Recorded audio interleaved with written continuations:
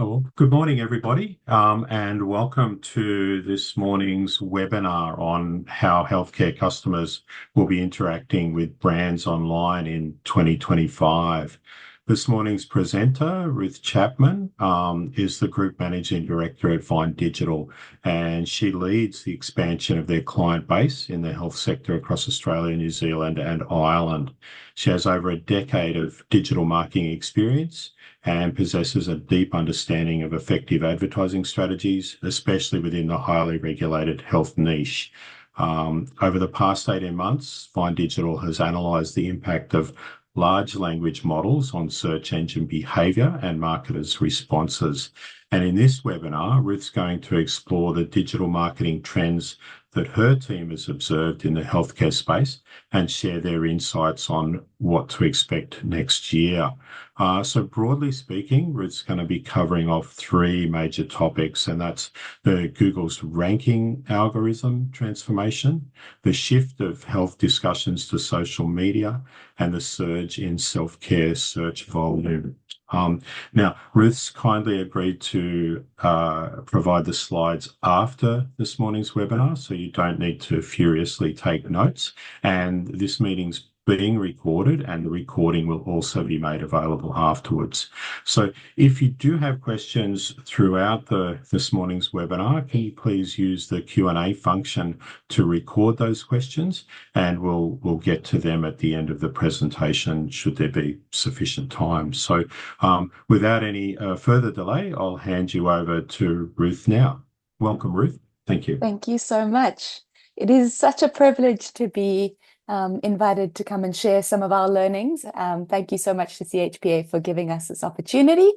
And I'm also I woke up with a sore throat, so hopefully this voice holds out. So bear with me, but we are going to have a really exciting morning. I'm very excited to share with you.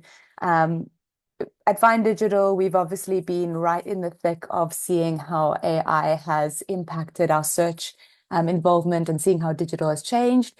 And we have never seen so much change in search engines and even online. Over the past 2 years, AI has definitely been a large disruptor, and it's been a really exciting time to be working in especially for us in search marketing. But when I was putting this webinar together, I was thinking, as a kid, I used to love the achievement of completing something, especially when I'm learning something. I'll complete something and then I move on to the next thing, and I've built the foundation for that. Whereas we are living in an environment where we are constantly learning. We are never knowing enough. There's always someone that knows something else.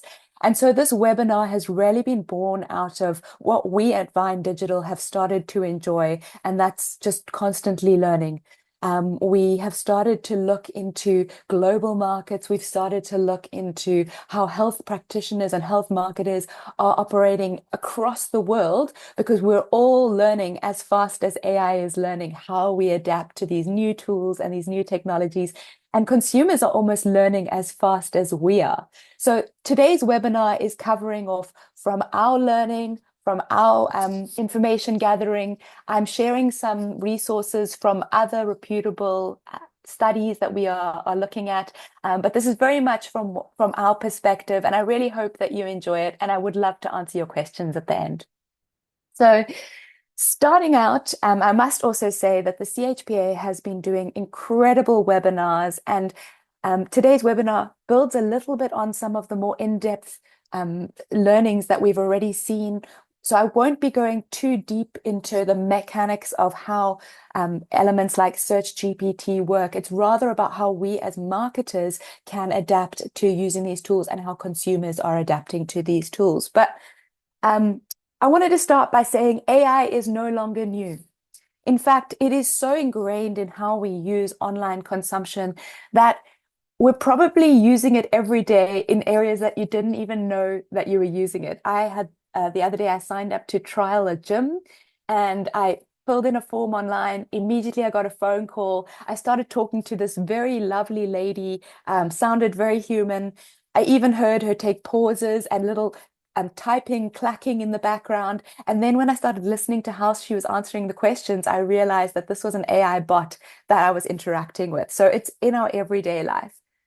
one of the most exciting things about AI and that we are currently seeing is that we used to we still do value data, but we all used to be collecting all of this data, and so many marketers were collecting more data than they could actually use. So it's sitting in our online storage and just not being used. Whereas AI has enabled us to take that data, to utilize it a lot more accurately, and make quicker turnaround on our actions to be able to talk to consumers. What we've also seen in our current environment was that, unfortunately, the COVID pandemic eroded some of Australian consumers' trust in getting their information from government sources. Therefore, they look for secondary terms of affirmation when they're searching for their health marketing or health advice. And this is really an important concept to bring into today's webinar, because moving forward, we know that customers really want to empower themselves. And this is not news to any of you, but we know that consumers are looking for more ways to get information, and they are not as traditional in how they are engaging in looking for that information either. So I wanted to as a search marketer, we tend to be very data based. My slides are not the most pretty with pictures, so I wanted to add some pictures, and I wanted to just use this as a little bit of a humorous introduction to say that as much as AI is very much a part of our day-to-day life, we are still learning. The AI is still learning, and it still makes some mistakes. We used an AI image generator for one of our clients that creates dog food, and we asked it to give us an image of a dog with corn in its mouth. And on the left-hand side, you can see that the AI image worked very well. On the right-hand side, maybe not as much. And we're often seeing that, particularly in image generation, AI images are almost like in the early 2000s, they were those 3D images that you have to stare and stare and stare, and then the image pops out. In a lot of AI images, the longer you look at them, the more you start to see little nuances, which can be quite fun. But it just goes to show that as much as we are using AI and it's very integrated, it still has a couple of its own quirks and things. All right, current landscape. I can't move away as a search marketer. I can't move away from current landscape. Are search engines still important? I love these data reports from Meltwater and We Are Social. They just do a very good research analysis of digital trends in Australia, and you will see that I've used quite a bit of information from them. But this gives us a ranking of from October 2024. The data is taken between June and August 2024. What are the most popular sites that are accessed online? And we can still see that Google is a far runner in terms of most popular site that's accessed. So search engines are still very much in use. We will have a look at how things are migrating. But also, as we know, social media is a very strong online usage of our current online landscape. We can see that I know a lot of people use AI in terms of apps and other applications, but we can see that the ChatGPT's actual website has seen a decline in access, and it's sitting at about the 14th globally that's been accessed. We're still seeing search engines and social media as very strong contenders in how people access the internet.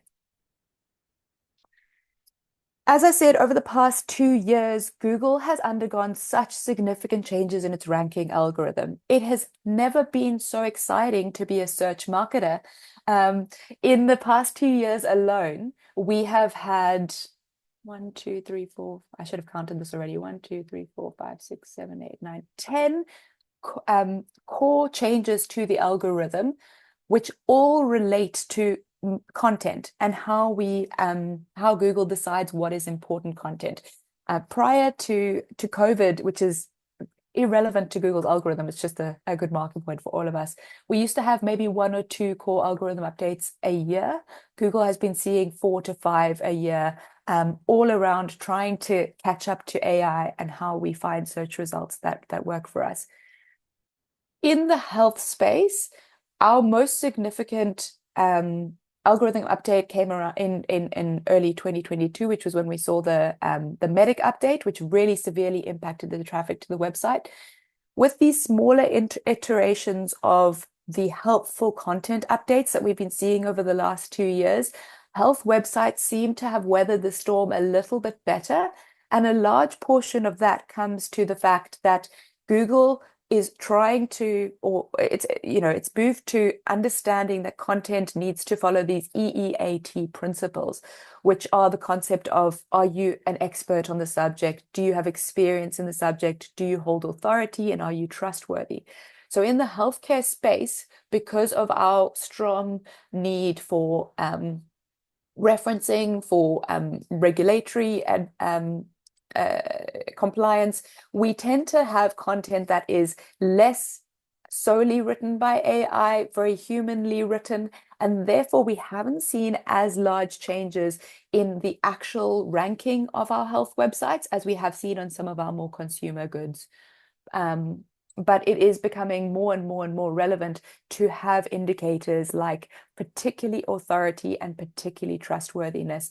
And I know that this is a touchy subject when we come into the health space, because a lot of authority and trustworthiness comes through things like endorsements and doctor affirmation. So we've seen that in content, even having the mention that a doctor has given a quote has had a really significant effect on how that content performs, which is very hard to do within our regulatory environment.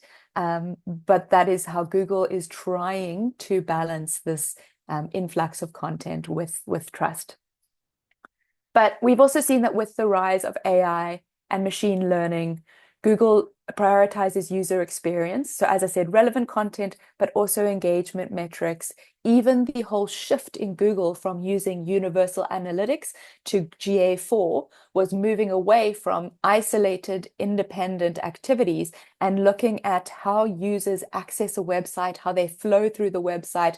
What is their consumption of the content? Are they reading it? Are they spending a significant amount of time? And that creates a collaborative score, which shows that somebody is an engaged user and therefore the content is useful. And this is another thing that's been enabled through the use of things like AI, which helps us to take multiple data points and create more useful understanding of how people are consuming our sites. Now, I've written down a couple of things that AI has brought as disruptions, and I'm going to talk through a couple of adaptations that we foresee and we are starting to work on with some of our clients.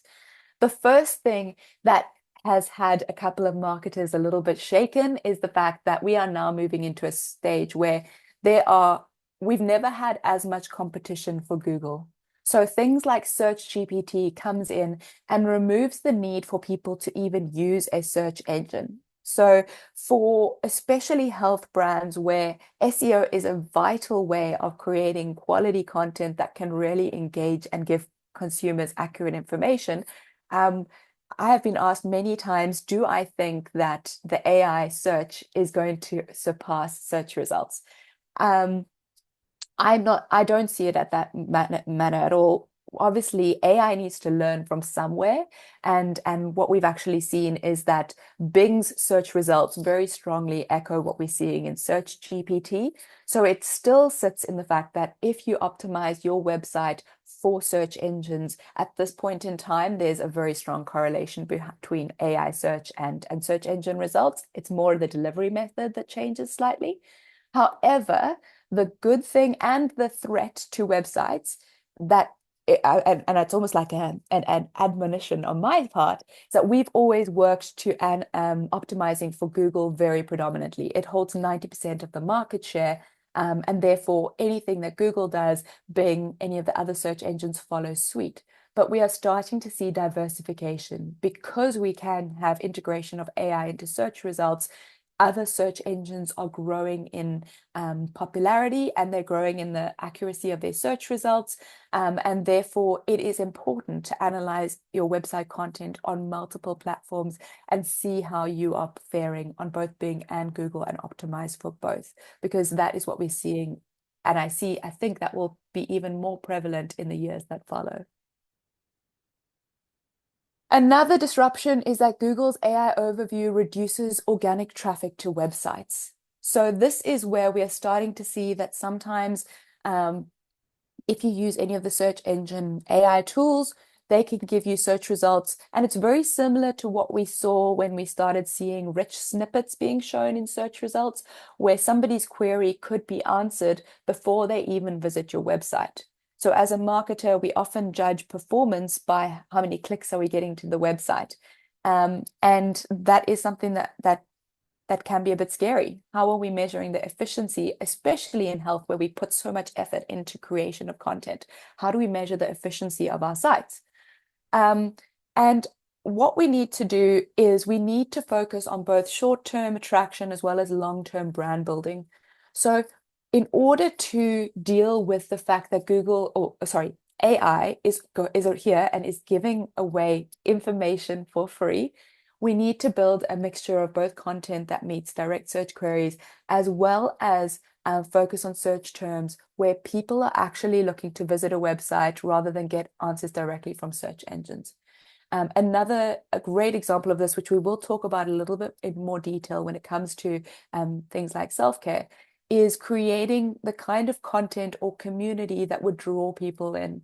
So, for example, if you are treating a disease, can we create a community that speaks to treatment specifically for that disease?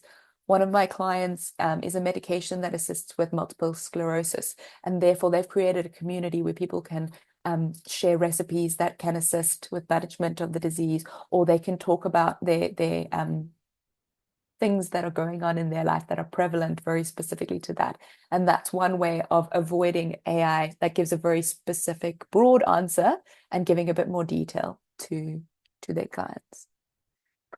So I just wanted to show how impactful AI has been in terms of stealing clicks to websites. That sounds very ominous. But looking just in the European Union and the United States, I don't have this figure for Australia because we haven't actually seen as much AI search results in our SERPs just yet. But in the EU, for example, of the traffic, about 60% ended up finding zero-click searches, with only 40% actually clicking through onto at least one click to the website. In the US, it's a little bit lower. It's just about 58%, with about 41 clicks to the website. So in essence, we are seeing that 60% of potential traffic is actually being taken away. And I wanted to show this in, I'm an SEO, so rankings mean everything to me. And this is just a case study where we can see that over the last year, one of these clients had very stable rankings. You can see that their keyword ranking actually has improved somewhat towards the end of the year. But when we look at the same click-through rate, looking at Google Search Console, there's a slight decline. And then we look at the same organic traffic, we can see that there's a much more significant decline in people actually visiting the website. So it's not, I don't think that this means that we should stop investing in search engine marketing, because as I said, at the moment, AI is using the search engine information in order to fuel its language learning. But it does show that there is a need to be a little bit more personalized and diverse in how we get our messaging out to our customers. I'll talk more about that as well. My segments are very interlinked. So we've also seen that part of the disruption is that we've seen a flood of AI-generated content that can both overwhelm users and algorithms. As I said, Google has had so many large algorithm updates over the last 2 years. They've all been named very similarly. They've all been called the Helpful Content Update. And in discussions on SEO forums, the understanding of these multiple iterations of algorithm updates come to the fact that because there's been this influx of content, and AI is great because it helps us to speed up the process of creating content. So suddenly we are creating a lot more content, putting a lot more content out there. But Google's had to try and decipher how it identifies what is just a quick 2-minute ChatGPT content piece, what is a highly researched, highly structured, highly expert piece of content. So unfortunately, what we can see is that in order to adapt to this, the things that are performing really well are the pieces of content where there's a differentiation, where there is a move away from something that could be created by AI. So adding in that human element.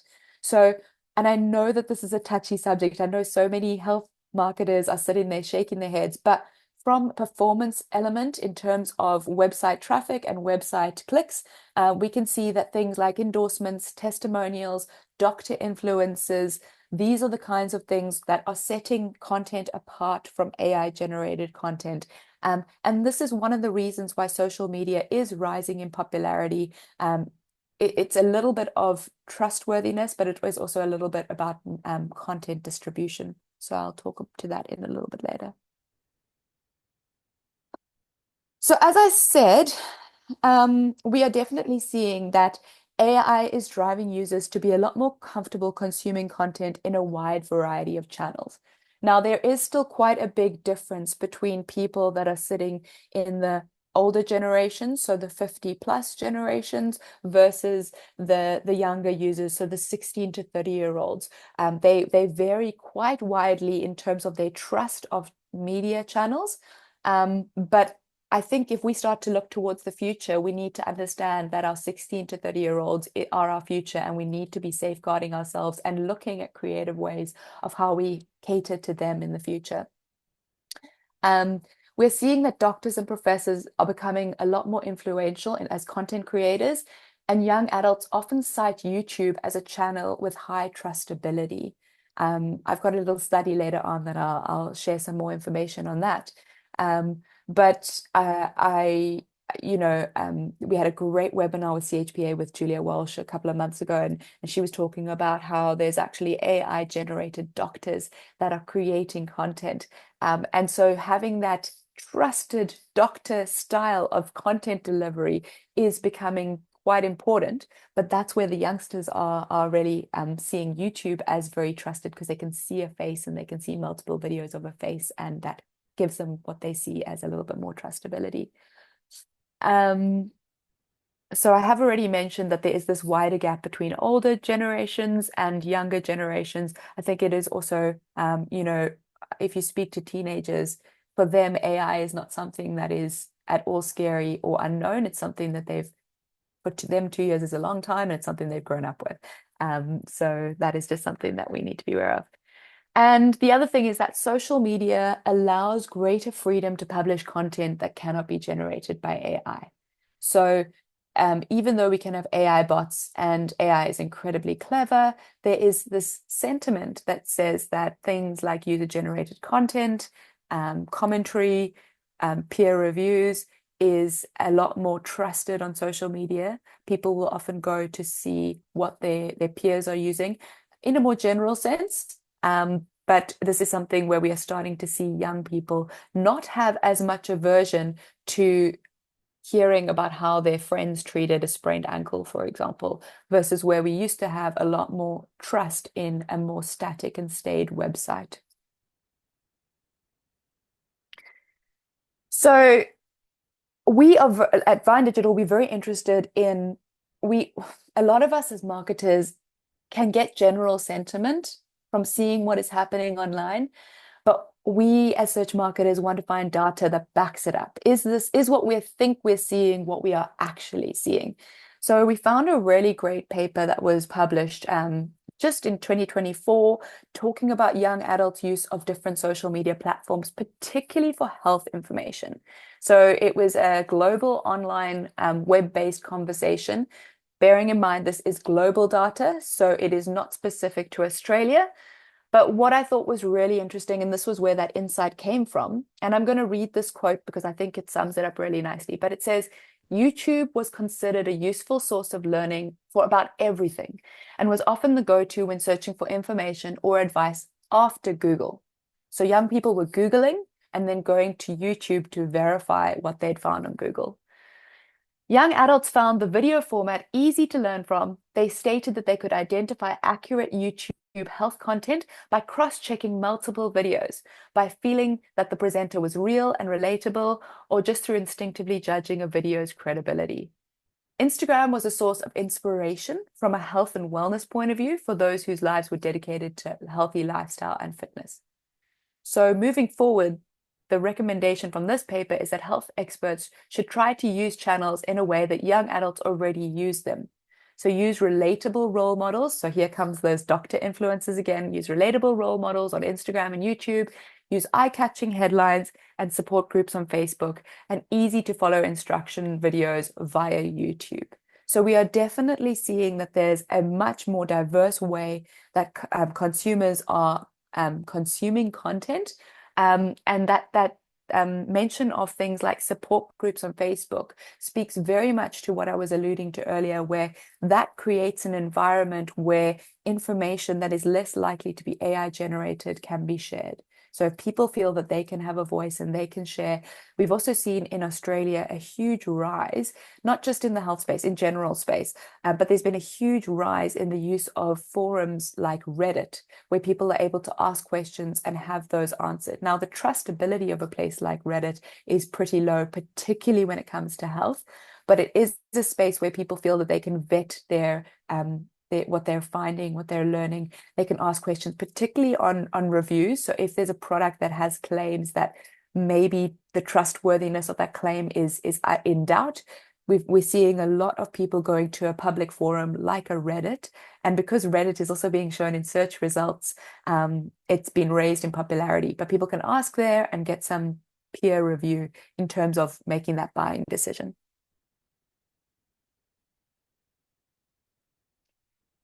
And lastly, one of the key pillars that we see moving into 2024 is the surge in self-care trends. So this is not something new for any of you either. It's been great to celebrate self-care over the last 2024, but we're seeing that it is growing in even prevalence. The self-care movement has seen a dramatic rise in search interest, reflecting a growing cultural shift towards personal well-being and mental health. We look at This is how we use AI in some of our forecasting, but we look at tools like Exploding Topics, and we can see emerging trends within the space. So there's a lot of move towards things like holistic approaches, mindfulness practices, wellness products. The number of searches for things like ice baths and breathwork workshops has seen a massive growth, and people are seeing their management of their health as a mind, body, soul experience. They're very aware of understanding what's in their products, of how they're used, but they're also very aware of how can they prevent from needing to treat themselves for health ailments. How can they be healthier? If any of you are out on the streets on an sunny evening in Sydney, you will see that the rise in things like run clubs has absolutely exploded, and this all comes down to this this growing trend in what do they call them? Wellfluencers, so people that are seeking to make sure that they are healthy and happy and preventative. We also have seen with some of our clients that operate in the UK market or the EU market that there is a lot of regulation coming in for customers to have a lot of easy access to how to use of products. So just having a consumer information document hidden away somewhere or coming with the blister packs of the pills is no longer seen as easy access for consumers. So a lot of our clients that are operating in the EU market are moving to have how to use and detailed documentation on their websites. And it all comes to empowering a consumer so that they're not as reliant on their doctors to tell them how to use their product. But they can go to their doctor, they can have a meaningful engagement, and then they can access the how to use in a very easy to consume manner. I also wanted to share some stats because I just thought this was really interesting and it is very up to date. So as of October 2024, the percentage, this is a global trend. So I've highlighted Australia, and I'm sorry, on these slides, it's probably a little bit small, so let me explain it to you. But this is a global trend of the percentage of internet users in a region age 16 plus who say online resources are important when choosing treatments for everyday ailments. This is obviously for everyday ailments, it's not for chronic diseases. But if we look at Australia, we're sitting at just under 74% of consumers above 16 plus say online resources are very important when choosing how to treat their everyday ailment. It is sitting at around the mid in terms of online sentiment across the world, which is quite interesting to see. It's below the worldwide average. But yeah, that's interesting for me to see. 74% are going online to look at how they treat things. And this is a very interesting slide, and I don't want to distract you with multiple points of data. So what I really wanted to look at in this slide is the adoption of smart devices to track and monitor and measure health. As I said before, this isn't something that is completely unknown to us as health marketers, but what is interesting to watch that as of January 2024, internet users between the ages of 16 and 64, we've seen a year-on-year change of 11% growth in this segment of people wearing smart watches, smart wristbands, collecting that health data to help them manage themselves in a more healthy manner. Breaking a little bit more into this digital fitness and well-being overview, we can see that there, as of January 2024, I'm sure it's greater now, there are 8.98 million users of smart devices, which means that there's been a year-on-year change in the number of digital fitness and well-being users of just over 9%. So there's been an additional 760,000. We can see that the annual value of the digital fitness and wellness market is sitting at 770 million, and the year-on-year change in this market value has increased by 13%.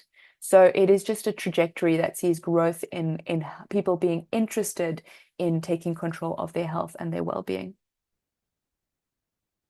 Also interesting to have a look at these online doctor consultations. As I mentioned, post-COVID, we changed the way that we interact with our healthcare professionals, and it's great. It makes it a lot more accessible. But we've seen that as of January 2024, the number of people using online doctor consultation services was 890,000, which means that the year-on-year change from 2023 or 2022 closing to the end close of 2023 was that there was a 6% change in people that use that as a regular form of talking to their health professional. And we've also just seen a huge growth in the value of people using that and interacting online with health professionals. What was really interesting was that when I was looking into how people consume their health information online, we do know that when we try to create these communities, we are needing to get people to sign up. We know that there's been the threat of the cookieless world, and therefore first-party data is vital. But how willing are people to actually sign up and give us their information? So Healthline did a study, and this is also a July 2024 study that said that in general, consumers still highly value their privacy. And when they're asked to choose between keeping their health data private and accessing personalized resources, 7 in 10 respondents said that they would want to rather prioritize protecting their data. So if you just were to speak to consumers and say, would you share your information with me? They say no. However, if you flip the switch and if you change that around, there were 48% of consumers that in this research study had shared the email address when it came to personalization, so getting tailored health resources. So this study then asked the respondents, what is that difference between your mental state that says, I don't want to share my information, but then actually the actions where you have shared your information? And the respondents said that they were more happy to exchange their data when they saw things like new health information was being shared behind a gated content, or if there was lifestyle guidance. So as I mentioned before, my MS treatment client is creating a lifestyle portal where people can log in and get support. In this study, half of the respondents, especially younger ones, wanted personalized recommendations for lifestyle changes, like meal plans or exercise regimes or anything that adds value and needs a regular update. And then the last part is also product and treatment recommendations. So tailored recommendations for medications, vitamins, and other solutions.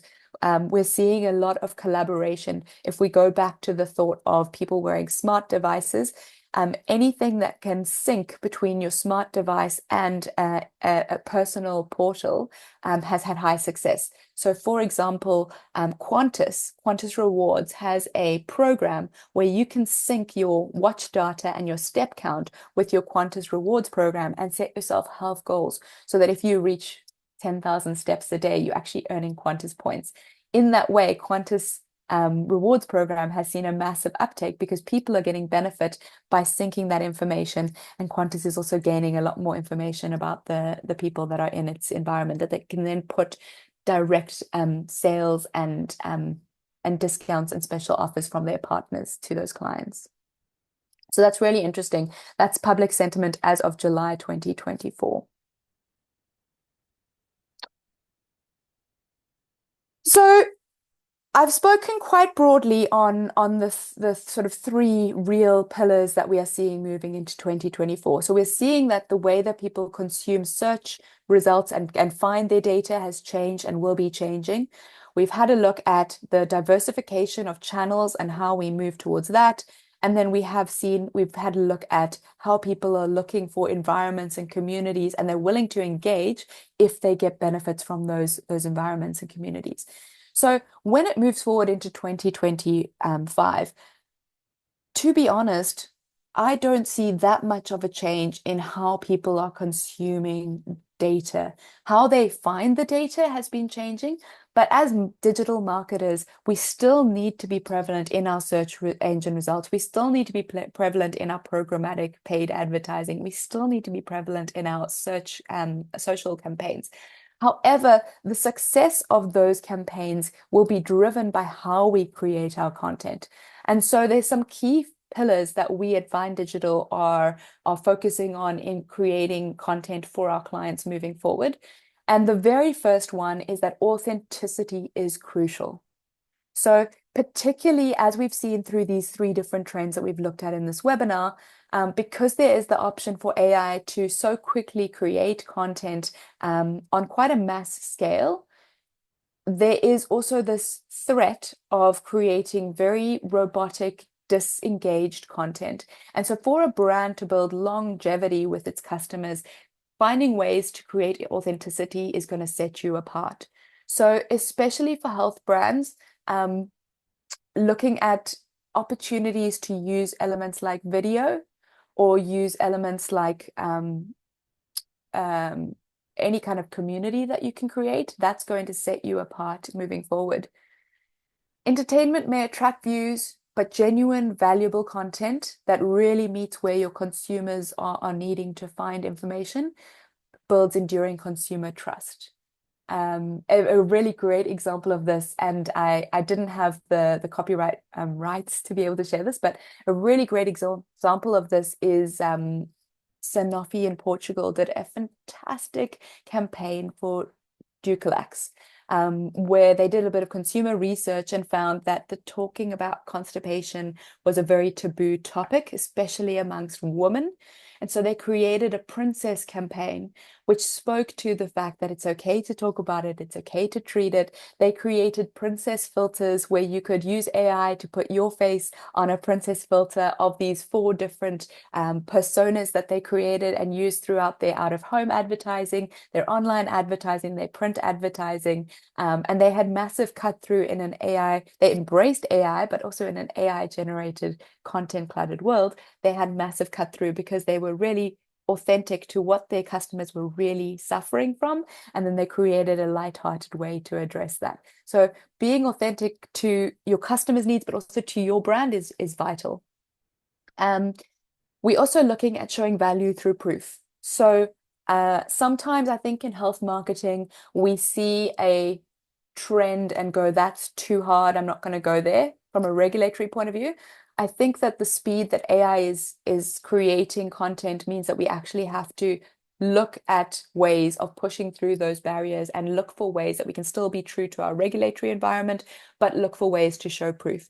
So tangible evidence of product benefits is really important in today's consumer-driven market. So where can we embrace either the content creation that has a lot more doctor quotes, or can we put more reference data? Can we add imagery that speaks to the fact that it is medically approved? We can't say that it's approved in some cases, but adding the image of a doctor to a page speaking about how the product works can also add credibility by using imagery that backs it up. Third pillar is to embrace AI in marketing. I don't think I need to speak to any of you about this. The fact is that AI is 100% there. AI is revolutionizing marketing efforts. Things like utilizing Google Ads with its machine learning in order to reach your customers in omni-channel engagements is how we utilize AI. As I mentioned very early in this webinar, our last period of marketing growth and exploration was all about gaining people's data. The next period is about embracing AI to use that data. And by using things like databases, by using things like omni-channel shopping on programmatic purchasing, means that we can get a lot more in front of clients at the time of making that decision, which is really important. And also leveraging AI tools helps us in content production and helps with creative outputs. I obviously personally am very aware of the fact that it is a tool and it is not the content creator itself. We use it to speed up things like finding topics. We use it to speed up things like sourcing references. We use it to speed up things like editing content, but by no means do we write our content fully with AI. As we saw with the helpful content update, it can have some significant effects if you don't have a human that actually writes your content, but embracing AI helps to speed it up. And then lastly, this is something that is really going to be even more necessary moving forward. And that is keeping your creatives, but also your content fresh. Because Google and particularly search engines is being fed so much fresh content so much more frequently than ever before, it's just no longer going to cut it to have your website sitting with the same content from 5 years ago. So there is a need to constantly be adding fresh content to your site, to be looking at even just your creatives that are used, looking at the headings that you use, looking at updating paragraphs and segments, because there is so much more. If you think of it like a pile of laundry, there's so much more laundry that's being added to the top that anything at the bottom is going to get lost unless you are adding new and fresh views that is going to impact your traffic. So in conclusion, the convergence of all these topics highlights that we are still in a very transformative period for health brands. By adapting to things like Google's evolving algorithm, by capitalizing on the self-care trend, by engaging with the shifting dynamics of health discussions on social media, brands can absolutely position themselves for sustained success and relevance in an ever-changing market. I actually think the interesting thing with AI is that it is helping us create content much quicker, but it's actually meaning that consumers are requesting more of that human element. And we're seeing that shift turning around. So the rise in online chatter has increased the need for clever, creative, omni-channel storytelling and quality engagement with niche target audiences to stand out. It's really important because we have all of this opportunity with AI that can link our different data sources together. It's imperative to build your media strategy with both immediate results, so something like a paid media campaign or a short-term brand building exercise or a new campaign launch. That's more of a short-term engagement tactic. But it's also really important to build those longer-term brand equities as well, because there is so much diversification in channel distribution of messaging. There's so much diversification of how consumers are consuming that media. So you need to be building that long-term brand equity. You need to be building that trust through really good, solid content, building your websites into portals of information that addresses customer needs as well as gives product information. That's really, really going to be important for future proofing of your websites. And I think in the past, some of my clients have been able to sit at the luxury of saving budget by focusing on one channel. But moving into 2025 and beyond, we don't have that luxury anymore. We really do need to be creating these omni-channel experiences so that we have as much opportunity to reach our customers as possible.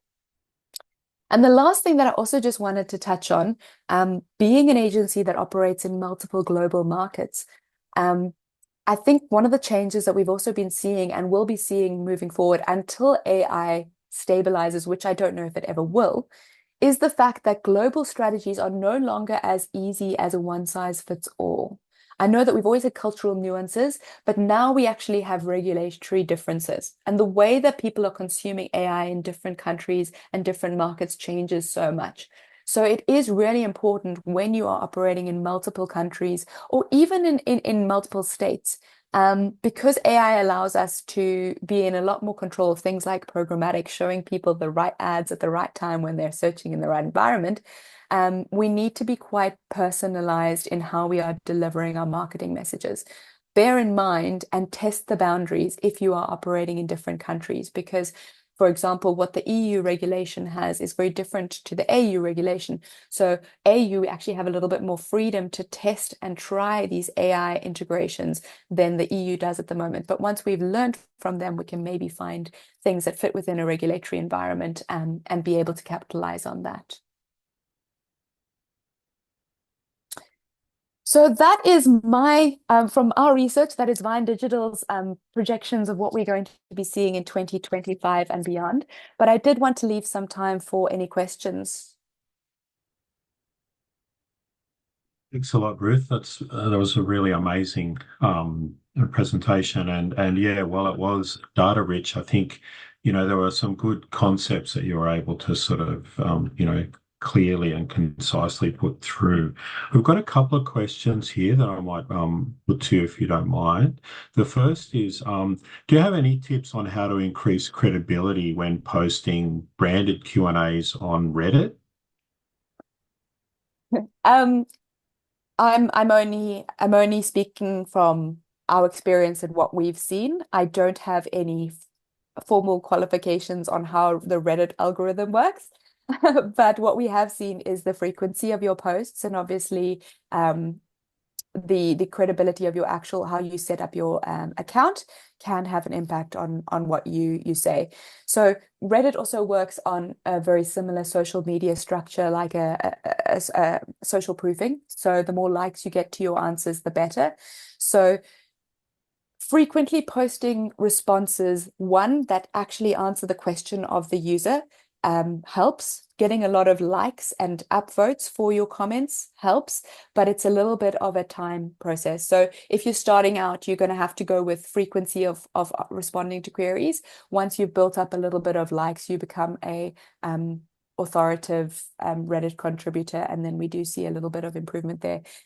Just on a side note, I know that a couple of years ago, one of our SEO tactics was that in search results, we would reach long tail queries that we actually weren't able to respond to. We would reach them by putting an answer of speak to your registered health practitioner for more information. And that worked really well in search results. But obviously that kind of tactic on a public forum like Reddit doesn't work anymore. It comes down to authenticity and credibility. Do you actually have the response that works to that kind of Reddit response? Can you add value? That will get you more upvotes, and that will get you greater credibility in that field. I think the other thing as well that we also often use Reddit for is customer sentiment. So as a marketer, maybe we don't want to engage if there's negative commentary about one of our products, but that can help us to form the basis of how we create marketing activity in other realms. If you start seeing somebody's complaining about this is not an example of an actual thing, but if you see, for example, that you had a painkiller and someone was complaining that it doesn't work, maybe it's because they're not using the dosage correctly. So maybe you need to work on sharing the information on your website more clearly on how they actually utilize the product. That's another thing that we use Reddit for. Thank you. And another question on the healthcare professionals. So you mentioned that they're trusted by social media users, and we know that there are a number of, regulations around that, particularly in Australia. Have you seen any changes in regulatory attitudes in other markets that might help maybe, say, push the TGA to act here?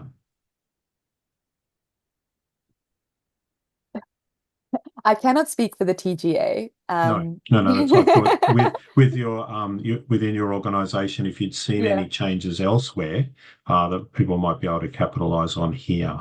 No, I think it's a fine line. And I think what we've seen in other markets, that it all comes down to the healthcare professionals are still speaking within TGA, sorry, within regulatory environments. If we are sticking to speaking the truth about our products, never promising efficiency, never promising that this product is the right one, still speaking very strongly to every case needs to be identified by your healthcare practitioner. But in my practice, I have seen things like this. We tend to take less of an like in the EU, for example, some of the clients that I've seen utilize the use of doctor influencers. They take a very factual approach. So they'll often use a doctor influencer to speak more to the symptoms, speak more to the science of it. So, for example, heartburn. You could have a doctor saying that heartburn is caused by XYZ, but they're not saying what the treatment is. And that is seen as acceptable and being allowed because you've got someone that's a medical practitioner who is speaking to things that is verifiable and is able to be referenced as well. I think I have a lot of respect for any of the regulatory environments that are trying to create a safe space for all this online environment with a lot of user-generated content. I personally get very frustrated when we see very poor claims being put out on things like TikTok or on YouTube that aren't verified. So that's why I'm quite passionate that we, as reputable, regulated healthcare brands, put out content that is very factual. And I think that having a doctor state claims that are verified, and then that's probably the best way of allowing that to occur. Thank you. Just another question. The slide that you had regarding digital's role in everyday healthcare choices, you had Australia about the mid-level, just below the average. Do you have any insights in what drives that range of responses? I mean, are they cultural factors? Are they technological factors? Healthcare system differences? Do you have any insights into that, and perhaps why Australia's, traditionally seen as early adopters of technology, why we're still, just below the middle? I unfortunately can't actually speak to that because I don't have enough information on the foreign environments.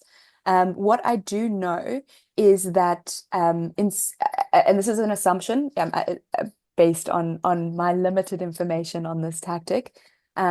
But I think for some of the regions where there's a lot higher adoption of looking online for those sources is the access to medical care. So I know that in some of the top related Indonesia, Malaysia, Vietnam, Singapore, South Africa. Singapore's slightly different, but I know that it is often easier in some of these regions to go online to look for your resources. Australia, we still have quite an ease of access to getting into a pharmacy and asking for information, or getting to a doctor ask for that information. I can only draw assumptions that the adoption comes from ease of access. That's my thought. Good, thank you. Okay, so we've got 5 minutes left. If there's any audience members who haven't had a question put up yet that they're keen to hear an answer for, I'd encourage you to send that through now. Give you a moment there.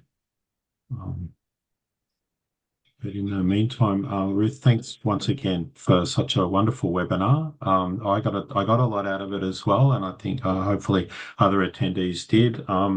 I really liked your conclusion about, how, people can, adapt and learn. And I think, that idea that it is exciting, that it is a learning opportunity, it's a growth opportunity, and you can be creative. I think that's what makes roles fulfilling. So I think, I'm coming away from this webinar really sort of much more excited about AI and less apprehensive about it. So that's been fantastic. And Oh,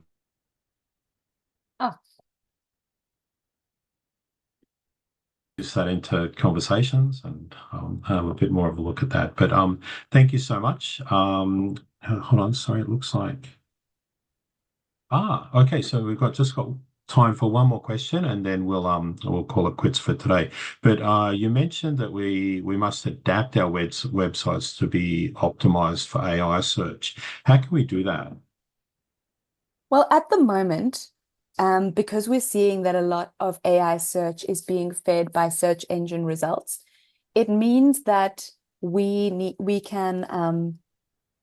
basically need to follow our everyday principles of what we do for search engines. But what's really important is that you need to have a look at performance on multiple search engines because of where that data is being gathered.